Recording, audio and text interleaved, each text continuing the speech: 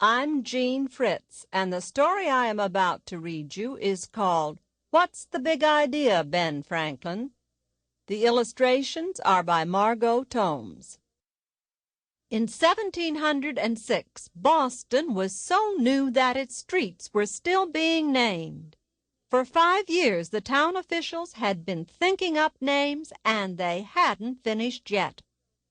So far they had Cow Lane, Flounder Lane, Turn Again Alley, Half Square Court, Pond Street, Sliding Alley, Milk Street, and many others. Luckily, Milk Street had been named early because that's where Benjamin Franklin was born. So right away he had an address. This was handy since he turned out to be famous, and people like to know where and when famous men are born. The day was January 17th, 1706. Of course, no one knew then that Benjamin Franklin would be famous. No one dreamed that someday he'd have streets named after him, and towns too, and counties, colleges, libraries, hotels, banks, ships, stoves, and stores. Even a football field would be named after him, and a flowering tree. Certainly Benjamin's father never gave fame a thought. Mr. Franklin was a leather-apron man. In other words, he worked with his hands, and he had a trade.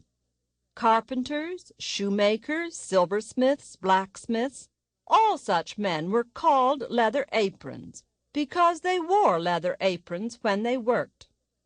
Mr. Franklin was a soap and candle maker.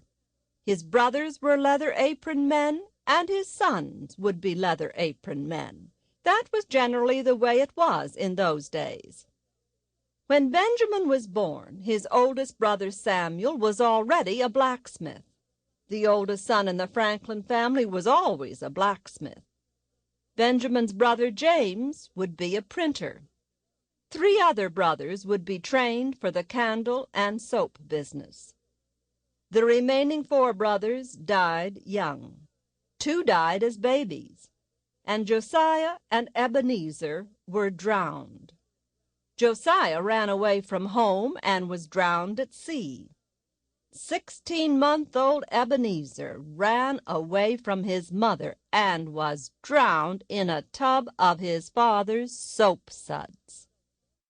Benjamin was Mr. Franklin's 10th and last son. Sample complete. Ready to continue?